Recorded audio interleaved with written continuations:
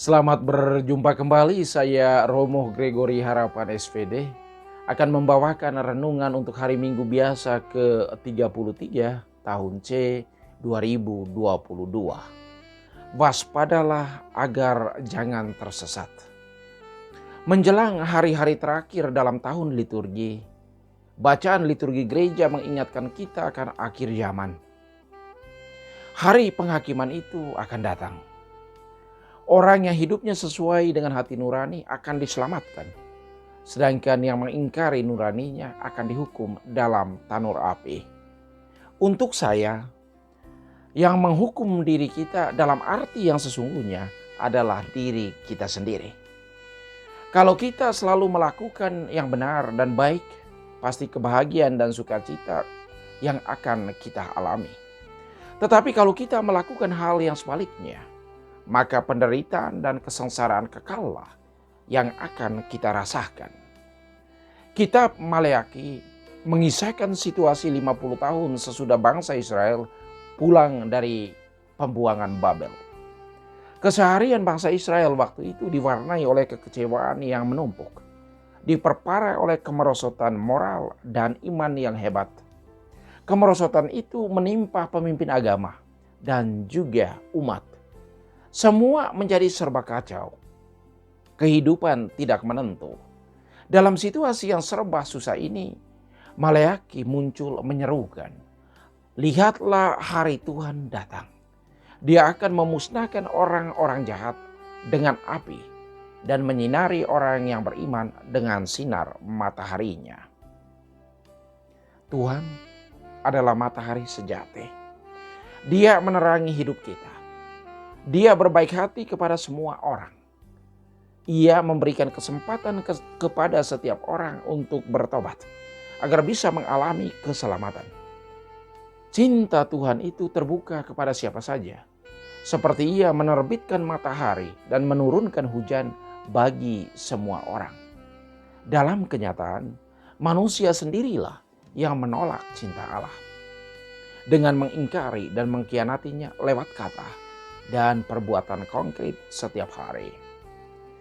Kita bisa keluar dari kelemahan, keluar dari dosa, kalau kita selalu mengatakan itu kepada diri sendiri dan mencoba untuk mulai meninggalkannya.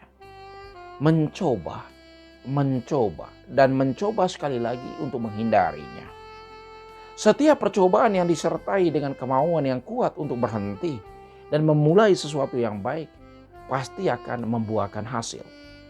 Mencoba adalah langkah pertama untuk kita keluar dari kesulitan, tantangan, bahkan dosa. Coba sekarang, jangan menunda. Kesempatan itu biasanya tidak datang dua kali. Sekali kesempatan itu dilewatkan, maka ia tidak pernah akan kembali. Nasihat Santo Paulus, barang siapa tidak mau bekerja, jangan makan. Itu bisa dibaca dalam surat kedua Rasul Paulus kepada umat di Tesalonika, bab 3 ayat 7 sampai 12. Paulus mempunyai pengaruh yang kuat yang membuat para sahabatnya selalu berusaha untuk melakukan yang baik dan menghindari yang jahat. Paulus meyakinkan orang yang pernah ia kenal dengan kata dan perbuatan yang ia sendiri lakukan. Ia meyakinkan orang dengan cara hidupnya sendiri. Paulus berbicara apa adanya tentang kenyataan yang ia hadapi. Melihat orang yang tidak tertib hidupnya, ia menasihatkan mereka sebagai saudara agar orang-orang itu kembali menjadi baik. Paulus menghidupkan kembali memori positif masa lalu. Ingat kembali masa lalu, menyadari kenyataan sekarang dan melihat ke depan apa yang bakal terjadi. Cara seperti ini sekarang banyak dipakai untuk proses pemberdayaan potensi yang dimiliki oleh setiap orang untuk menjadi seorang yang sukses. Menjadi orang yang sukses adalah sebuah proses. Tahapannya panjang.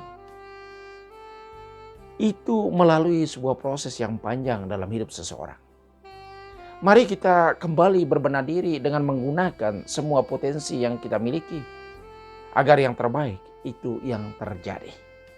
Dalam konteks itu, Paulus sungguh benar di saat ia mengatakan, siapa yang tidak bekerja, ia jangan makan. Atau secara lain, orang harus makan dari apa yang dia sendiri kerjakan. Lalu selama ini Anda makan dari hasil yang Anda sendiri kerjakan? Atau dari kerja keras orang lain? Semoga kita makan dari jerih payah kita sendiri. Menjelang akhir tahun liturgi gereja ini, pesan bacaan-bacaan liturgi diwarnai dengan peringatan. Seperti yang kita dengar atau yang kita baca dalam Injil Lukas bab 21 ayat 5 sampai 19. Peringatan itu berhubungan dengan komitmen untuk mencintai Yesus secara penuh dalam kata dan perbuatan. Dalam hidup akan ada banyak tantangan, itu pasti. Akan terjadi banyak kesulitan, itu kenyataan. Yang perlu kita miliki dalam menghadapi situasi seperti itu adalah kewaspadaan. Yesus mengingatkan pendengarnya, waspadalah agar kamu jangan disesatkan. Bisa dibaca dalam Injil Lukas bab 21 ayat 5 sampai 19. Ketersesatan itu bisa muncul dalam banyak rupa. Ada yang berhubungan dengan ajaran, ideologi, cara pandang, atau prinsip hidup.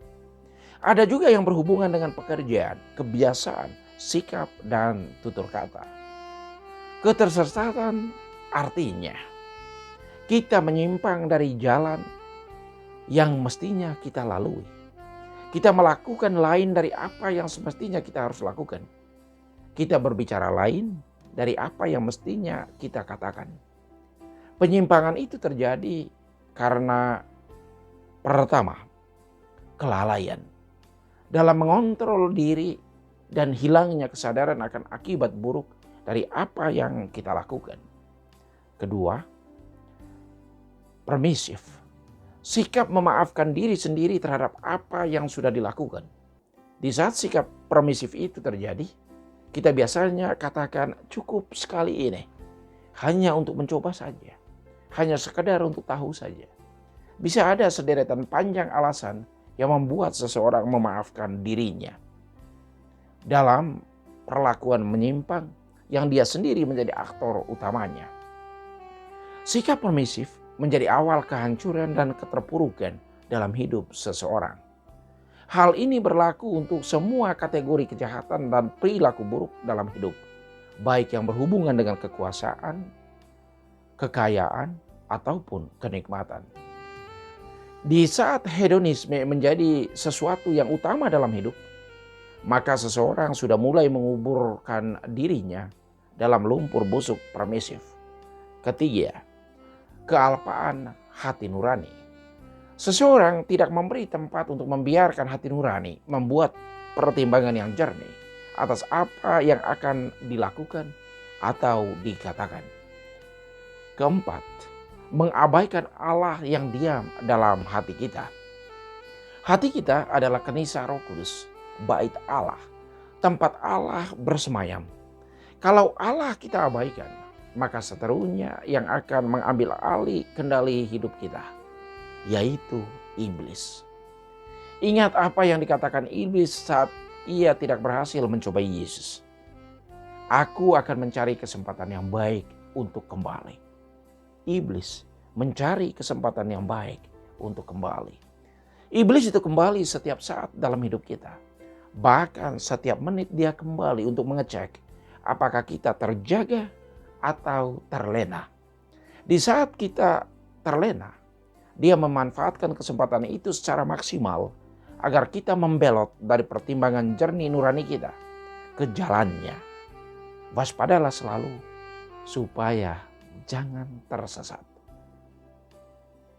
Waspadalah selalu supaya jangan tersesat. Tuhan memberkati.